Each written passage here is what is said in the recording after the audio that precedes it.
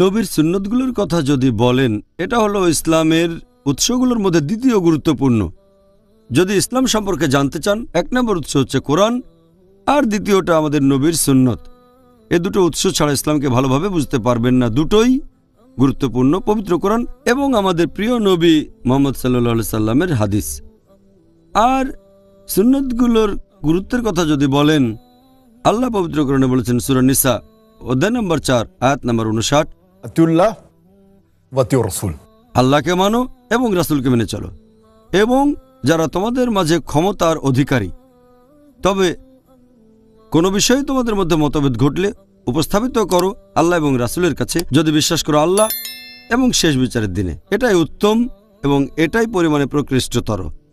এখানে পবিত্র কোরআনের এই শব্দটা হচ্ছে আতিউন, যার অর্থ মেনে চলা। বলা হয়েছে আতিউল্লাহ ওয়া আতিউর রাসূল, আল্লাহ এবং তার রাসূলকে মেনে চলো। তাহলে মেনে চলতে বলা হচ্ছে আল্লাহ এবং তার রাসূলকে, কিন্তু তাদের বেলায় বলা হয়নি যারা তোমাদের মধ্যে ক্ষমতার অধিকারী। তার মানে এক বাক্যে মেনে নেওয়াটা শুধুমাত্র আল্লাহ এবং রাসূলের ক্ষেত্রে। তারপরে আয়াতে বলা হয়েছে যে যদি তোমাদের মধ্যে, তাদের মধ্যে যারা ক্ষমতার অধিকারী, যদি মতভেদ দেখা দেয়, উপস্থাপন করো আল্লাহ এবং রাসূলের কাছে। আল্লাহ এবং রাসূল চূড়ান্ত ক্ষমতার অধিকারী। বলা হয়নি উপস্থাপন করো তাদের কাছে যারা ক্ষমতার অধিকারী।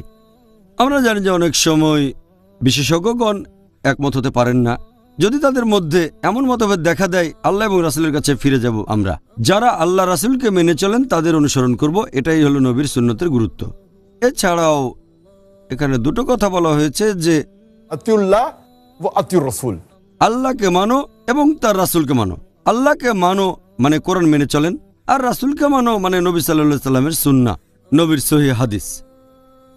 এছাড়াও বলা হয়েছে যে এই দুটো উৎস আসলে আলাদা, কোরআন আলাদা আর সুন্নাহ সহিহ হাদিস আলাদা। খেয়াল করলে দেখবেন এই আয়াতে ওয়া শব্দটা ব্যবহার করা হয়েছে, তার মানে দুটোই আমাদের মেনে চলতে হবে।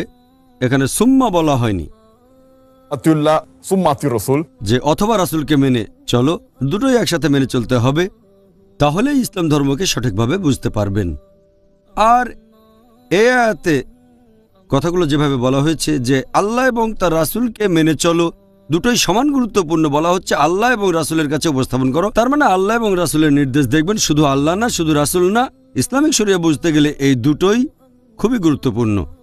আর শেষ পয়েন্টটা দেখবেন, সেটা পবিত্র কোরআনের এই আয়াতে বলা হয়েছে, ইয়া আইয়ুহাল্লাযিনা আমানু, হে মুমিনগণ, আতিউল্লাহ ওয়া আতিউর রাসূল।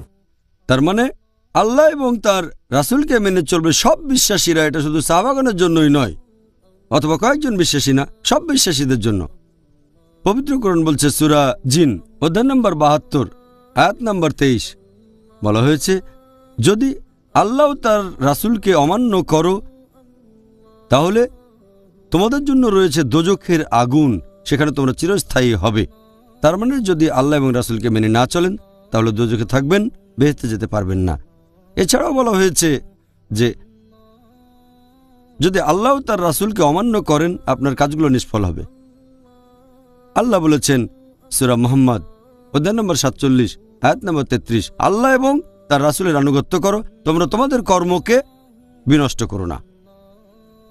এছাড়াও নবী মুহাম্মদ সাল্লাল্লাহু আলাইহি ওয়াসাল্লামের সুন্নতের গুরুত্বের কথা যদি বলতে হয়, রাসূলকে মেনে চলা মানে আল্লাহ তাআলাকে মেনে চলা। আল্লাহ বলেছেন সূরা নিসা অধ্যায় নম্বর 4 আয়াত নম্বর 80 যে কেউ রাসূলের আনুগত্য করলে সে তো আল্লাহরই আনুগত্য করলো। যদি তোমরা মুখ ফিরিয়ে নাও, আমি রাসূলকে তোমাদের কাজের তত্ত্বাবধায়ক হিসেবে পাঠাইনি, বিশেষ করে খারাপ কাজের জন্য। এছাড়াও একটা হাদিস আছে সহিহ মুসলিমে খণ্ড নম্বর 3 হাদিস নাম্বার 4518, আমাদের নবী মুহাম্মদ সাল্লাল্লাহু আলাইহি ওয়াসাল্লাম বলেছেন যে আমার কথা মানলে আল্লাহকে মানছ, যদি আমাকে অমান্য করো আল্লাহকে অমান্য করছো। তাহলে রাসূলকে মেনে চলা মানে আল্লাহ সুবহানাহু ওয়া তাআলাকে মেনে চলা। এছাড়াও আল্লাহ পবিত্র কোরআনে বলেছেন সূরা নাজম অধ্যায় নম্বর 53 আয়াত নম্বর 3 ও 4 যে আল্লাহর রাসূল কোনো মন গড়া কথা বলেন না। এটা তো একটা ওহী যেটা তার উপরে নাজিল করা হয়েছে।